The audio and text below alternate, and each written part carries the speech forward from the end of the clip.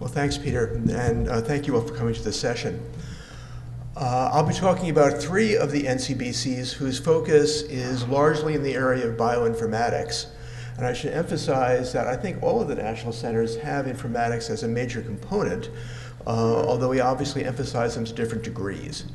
And what I'll be discussing as I describe I-, which is integrating data for analysis, anonymization, and sharing, I2B2, informatics for integrating biology in the bedside, and the National Center for Biomedical Ontology, involves centers that are all building software that, in the words of the RFA that led to the creation of the NCBC program in the first place, offer national infrastructure for biomedical computing. And I think one of the issues that I think has come up among all of the speakers this morning is the question of what really constitutes national infrastructure in the area of biomedical computing in the first place. And I think what you'll certainly hear in the centers that I'll be talking about is a theme that the kind of infrastructure that people require for the work that we'll be describing really goes well beyond the kinds of software that is traditionally associated with bioinformatics projects. I think in all cases, we're all building software that requires professional software engineers, requires hardening, requires lots of kicking the tires, and requires lots of money. And I think the NCBC program obviously is very visible because of its size, but also is highly visible because of the things that it does that simply couldn't be done under any other mechanism. My own program officer at NIH once asked me at the beginning of the program, well, couldn't you create national infrastructure by offering a bunch of Python or Perl scripts that people could download to create some of these opportunities computationally? And I think as you'll see with the kind of work that's being done, that the stuff that we're doing simply requires a lot more software engineering than is conceivable under the traditional mechanism of the R01. NIH offers, for example, a program for the ongoing maintenance and development of software through an R01 program, but that assumes you actually have already built the software you want to maintain. It has resource grants that are available through the P41 mechanisms, but that also assumes that you already have the foundation for a resource. And I think the unique feature of the NCBC program has been the availability of sufficient funding to be able to create a resource that becomes of sufficient quality and sufficient hardening that it becomes available to thousands of researchers around the world. And what I'll be talking about next will be three centers that I think are all working toward the goal of creating a foundation that is sufficiently robust that, although not on par perhaps with commercial software, is getting pretty close and gives us the ability to do things that wouldn't be possible otherwise. So as Peter has pointed out, the NCBC program entails approximately 8 centers that have been around from anywhere between 2 and 6 years. And all of them are working in concert to create this kind of infrastructure. And in bioinformatics, the NCBC program funds 3 centers that focus on questions of data modeling, data acquisition, data management, and data analysis, basically the full life cycle of biomedical data. And in all of these 3 centers, there is emphasis on the full continuum of data that come from basic life sciences, from clinical medicine, as well as population health. And each of the centers may emphasize various aspects of this problem, but I think it's interesting that all of them are addressing the full component of the data lifecycle and the full spectrum from bench to the bedside. So those centers are I2B2, where Zach Kahani at Harvard and partners is the PI. I-, centered at UCSD, where Lucila Ona Machado is PI. Lucila is here, so she can correct me for all the mistakes I'll make in describing I-. And the work that we have, which is centered at Stanford, but involves a large number of collaborating sites, called the National Center for Biomedical Ontology. And what I'll do in the next half hour or so is give you an introduction to these 3 different centers and the kind of work that they're doing. Let me start with I2B2. I2B2 is very well known as one of the initial group of NCBCs which has the charter of creating data warehouses that are able to bring together data from the bench and the bedside to allow analyses of patient situations, population situations, and basically the integration of data in the area of translational bioinformatics. And these slides, of course, which I'm showing have been developed by the I2B2 folks, and so I will obviously stumble over them a little bit. The goal is to do better, faster, cheaper analyses of clinical and biological data with, as everyone hopes, to get a better insight into patient situation, population situations for the purposes of epidemiological evaluations, precision medicine, and all the stuff that comes along with that. And I think the I2B2 folks make the analogy between the kinds of stack of available data that come through geographic information systems that we're all familiar with in Google Maps, and if you will, a stack of data sources that are all available into I2B2. And the goal here is to be able to integrate all of the data that come from the laboratory, from the bedside, and from population health in a way of being able to hypothesize about patient situations, to do testing, and to obviously learn about the patient situation. Like all the national centers, I2B2 software is open source and essentially has been constructed as a toolkit. And in the toolkit, you'll see a variety of hexagons, which are cleverly called hives in I2B2 parlance. And each one of these hives deals with a particular aspect of data acquisition, data processing, or data integration. And all of these hives are, if you will, viewed as modules. They can be replaced with alternative software, all of which is, again, open source, and all of which is contributed to by a large collaboration of investigators. And one of the real achievements of I2B2 has been the creation of a national, indeed an international network of folks, all of whom are using the I2B2 software to create data warehouses of clinical and biological data in order to perform these kinds of experiments. More than half of the awardees of clinical translational science awards from NIH use I2B2 as a basis for aggregating patient data. And as you can see, there are more than 50 academic medical centers in the United States that are using I2B2, and indeed their network extends all over the world. What I2B2 provides is a user interface that allows one to access clinical and biological data. The slide is a little bit busy. Well, the interface is a little bit busy. What you see is the ability to get data out of the clinical record, natural language processing systems that translate those data into forms that are integratable with other kinds of numerical data that are available, or coded data that come from the electronic patient record. And the goal is to be able to bring together both the narrative data and the codified data and the biological data in order to be able to test hypotheses. As I said, I2B2 basically has taken over the world in terms of its impact on academic health centers. And more recently, I2B2 has worked to link a number of these centers together in a network called Shrine, which has the goal of allowing queries across these various data centers so that people can look at data from a variety of sites, particularly in the area of rare diseases, to be able to accumulate data and test hypotheses. And let me give you a couple of examples that the I2B2 folks provided to me. For example, one of the things that certainly has had great influence in the clinical community and had a lot of play in the lay press has been the kinds of side effects that are associated with COX-2 inhibitors. And the I2B2 folks have been able to look at their data and look at basically the relative rate of risk of hospitalization due to MI for patients who have been on a variety of COX-2 inhibitors. And you can see retrospectively that there's a lot of evidence that shows just by looking at data available through these data warehouses, the kind of relative risk that one could have inferred long before the FDA was aware of these kinds of problems. So you can see where Revocoxa was introduced, you can see where it was withdrawn, and you can see that the I2B2 data show tremendous adverse events well before the FDA was able to do much about the situation here. I2B2 claims that it had a major role in the FDA decision to withdraw Avandia from the market. And again, by accumulating information on patients stored in I2B2 warehouses, you can again see the relative risk of a variety of, in this case, rosiglitazone versus other kinds of anti-diabetic drugs. And obviously you can see, again, the significantly increased effect, increased relative risk of this particular drug. And again, the advantages of being able to pool data and to be able to do these kinds of investigations. The second center that we're going to talk about is IDASH.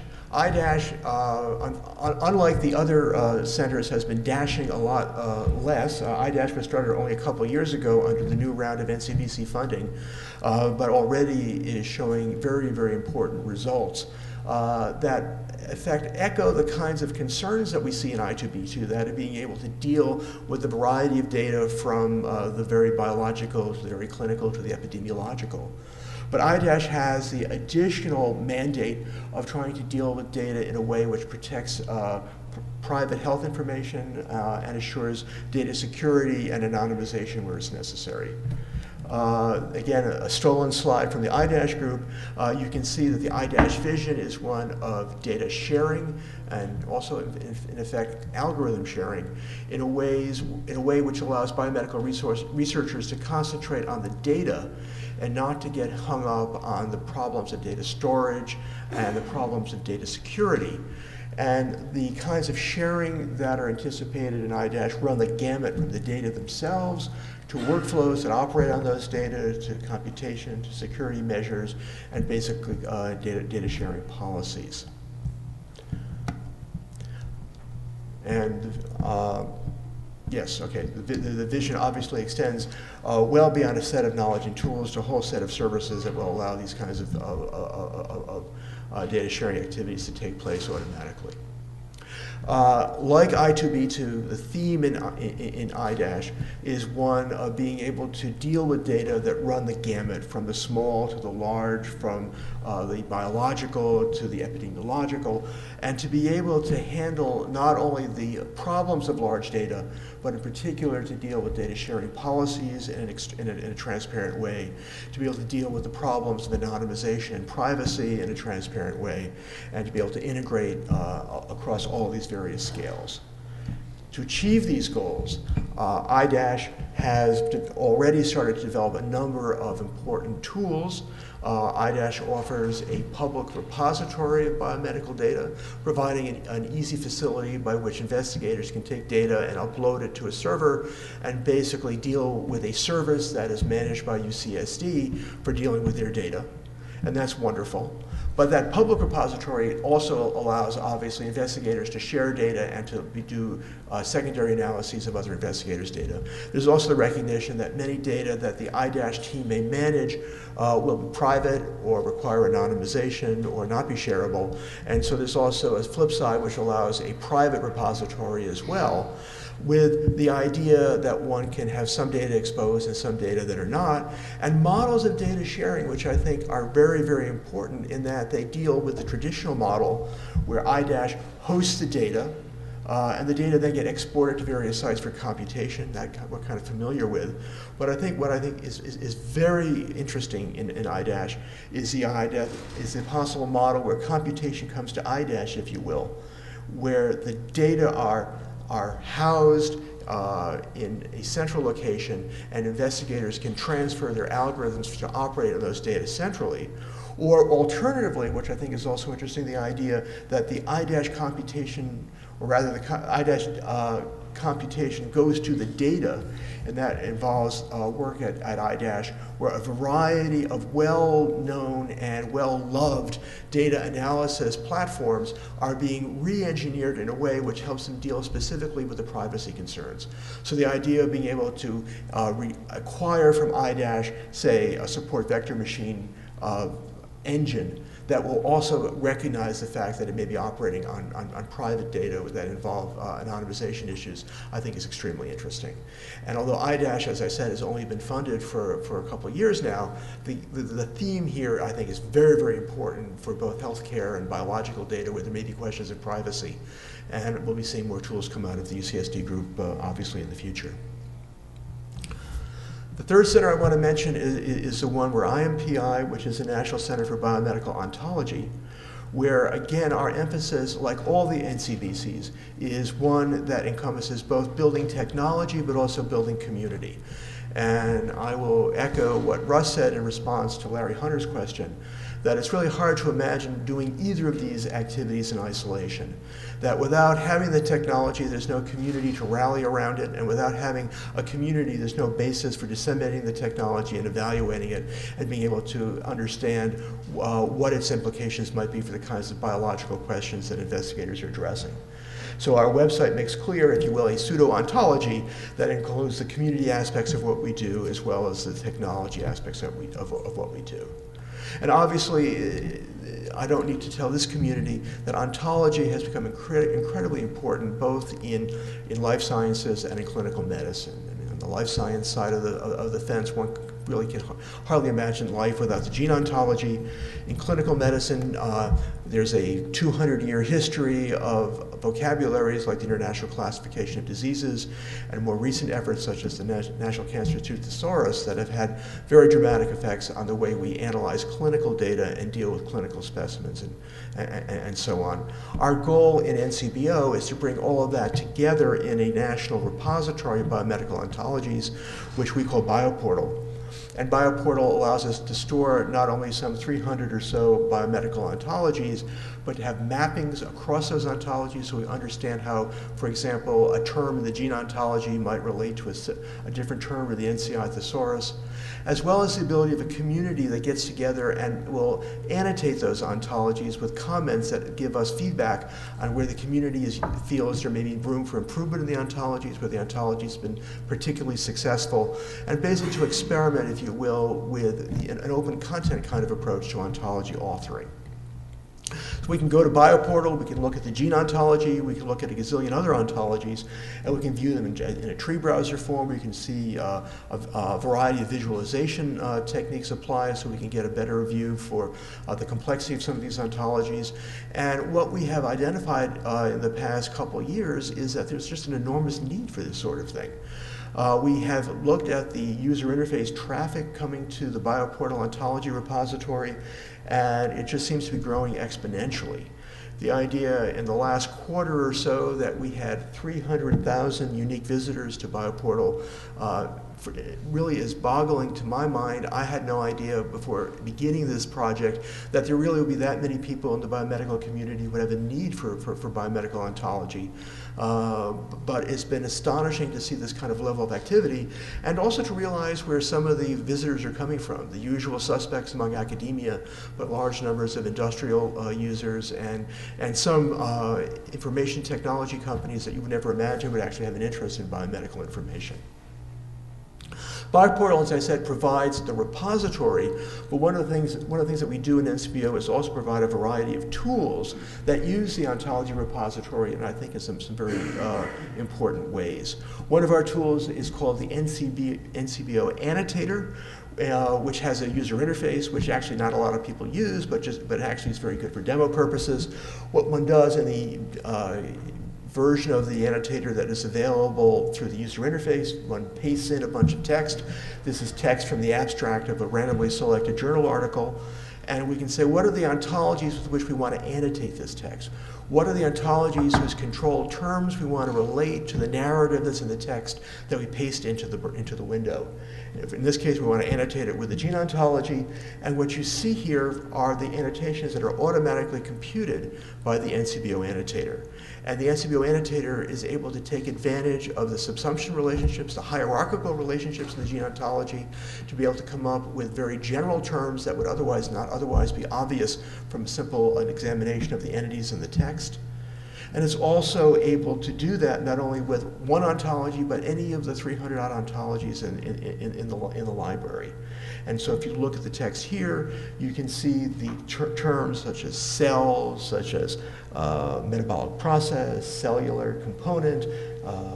All of these terms are derived from the text and relate, in this case, to terms in the gene ontology. Now, one of the things that we can do programmatically is we can apply this NCBO annotator, which is able to take the text and relate it to terms in the ontology, and apply the annotator to the textual metadata that exists for basically any online biomedical resource. So one of the major achievements I think that we have in NCBO is the ability to take the annotator and apply it to the metadata for a whole slew of online data sources, and thereby allow us to use the terms in the ontologies that are housed in the bioportal repository as indices into online data sources. So as you can see, we can go to Goldminer, we can go to Array Express, clinicaltrials.gov, Geo, all of your favorite online data sources, and automatically index the metadata of those data sources using ontology terms. And we're very excited about the ability that this gives investigators to be able to retrieve data in a way which makes it possible to find things in a very principled way, which I think gives us more power than might be possible by simply doing free text searches on the metadata as they exist in resources like Geo. For example, if you were to search Geo for skin neoplasia, you would come up with nothing. But if you search using a term such as skin neoplasia in the NCBO annotator, you get all the terms that are subsumed by that term, and then you pick up all kinds of hits that otherwise would not be possible. NCBO Resource Index has been adopted not only as a resource that people use online, but companies like Elsevier have incorporated the technology within Cyverse, which is their basically their toolkit for accessing their content, and it's very exciting for us actually to see the kind of industrial uptake of NCBO resources that the other NCBCs have seen. Now, I've shown all of this through UIs because the user interface provides the best way to understand what we've done, but actually most people come to NCBO programmatically, and they use REST services that make it possible to access the ontology library, to understand how ontologies relate to one another through that library, to access the annotator, to access the resource index, all programmatically through REST services. And we've seen, obviously, a fair amount of uptake over the past few years that way. This programmatic access to the NCBO resources allows investigators to do a lot of things which would not be possible without this kind of hardened, available technology. And for example, one of the things that we've seen investigators start to do is, I think, very interesting. I mean, we all understand the gene ontology and how the hierarchy of terms in the gene ontology allows for enrichment analysis, where basically we can get annotations on some gene set. We can count the occurrences of an annotation within that gene set. We can look at the occurrences of those same terms within a reference set. And basically we can ask the question, to what degree within the study set do we see an enrichment for particular kinds of terms in the gene ontology, and can we use abstractions of those terms as the basis for trying to identify what is the purpose or the function of the genes in a particular gene set. This kind of technology is well understood, and it's performed with all kinds of tools that many of you are familiar with. But one of the things that the NCBO resources allow is this kind of approach with other ontologies besides Go. I mean, for example, suppose one had the human disease ontology. Well, one does have the human disease ontology in Bioportal.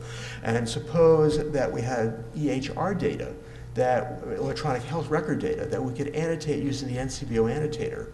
Well, then we can basically perform Go enrichment analysis on the textual electronic patient record data using the same methods that we understand so well from bioinformatics.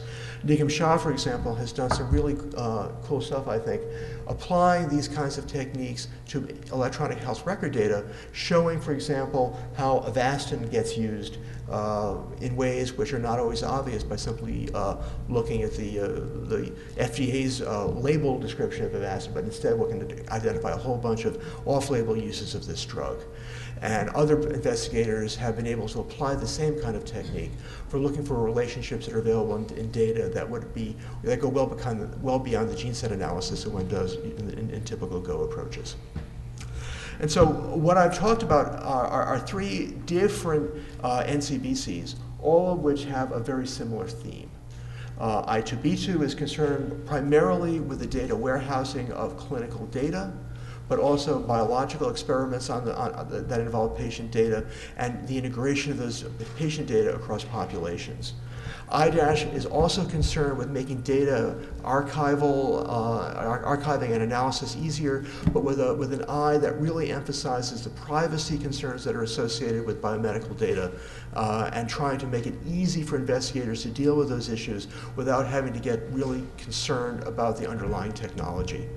And NCBO is concerned with a variety of services that make it possible to access a library of ontologies, to be able to perform analyses using those ontologies, not only on traditional bioinformatics data, but also on clinical data as well.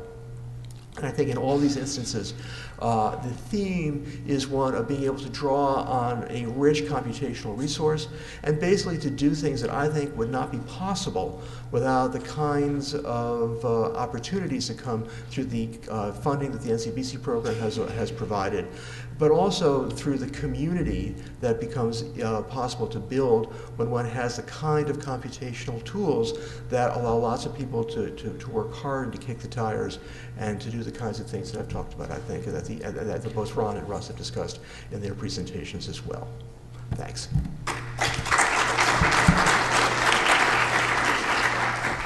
Thank you, Mark. Let's see, everyone, while we're making a transition to the next half an hour, any specific question for Mark, and then go ahead. Mark, to what extent are people keeping the reference version of an ontology in the bioportal versus you guys having a copy where you have to do change management because there's a reference copy somewhere else that's the gold standard, so to speak? That's a great question. And the answer is the majority of the ontologies in Bioportal are sucked up from other sources. They come from the OBO library that's maintained by the OBO community. They come from the UMLS. But I would say we have probably at least 20 or so ontologies whose primary resting place is our repository. Yeah? How standardized or universal is ontology and other ontologies in bioinformatics? I didn't get the first part of your question. Is it like standardized, this ontology you said? How standardized are these ontologies? One of the frustrations that a lot of folks have is that there are a variety of ontologies that may try to address the same content area. And I think that is not a bad thing because many of them address the content area from a different perspective or take into account different contexts. Some investigators claim that that's a bad idea and that we should have a single ontology for each area of biomedicine. The problem there in general is that he who gets there first wins, and not necessarily the first ontology will be the best one that people develop. And so I think what your question raises are all kinds of issues regarding how do we determine what might be the best ontology to use for a particular purpose, and that raises all kinds of issues. We have only one gene ontology. So then what about other ontologies? Right, there's only one gene ontology, but there are lots of ontologies that talk about, say, the location during which biological functions can, in the cell where biological functions can take place. There are lots of ontologies that talk about different biological processes. So although the gene ontology, I think, has a obviously important place in the firmament of bioinformatics, it's not the only ontology that deals with those particular issues. And I think one of the things that make people come to Bioportal is the ability to look at the gene ontology and see how the terms there are actually reproduced in other ontologies and how those ontologies relate to one another, so that different ontologies can, so that when data get annotated using different ontologies, those data can get related to one another as well.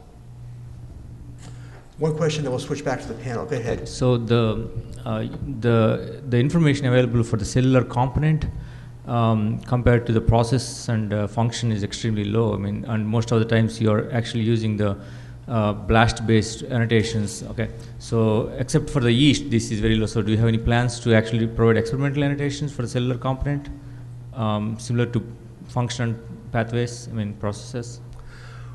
Right, and I'm not going to defend the gene ontology and all of the modeling decisions that have been made there. I think the important thing that your question opens up is the idea that people don't always agree with the kinds of distinctions that are made in the way the ontologies are modeled. And one of the reasons that people come to Bioportal is to see how other ontologies might try to address the same phenomenon, because I mean, our goal obviously is to identify what are the universal truths in natural science, but sometimes we don't know what those truths are, and we have to look at the way they've been modeled in different formalisms. So I mean, I don't have a direct response to your question because I think people will model things differently. Sometimes Pluto is a planet, sometimes it's not.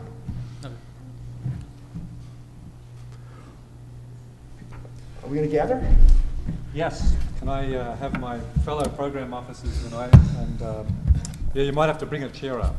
There are 1, 2, 3. BYOC. BYOC.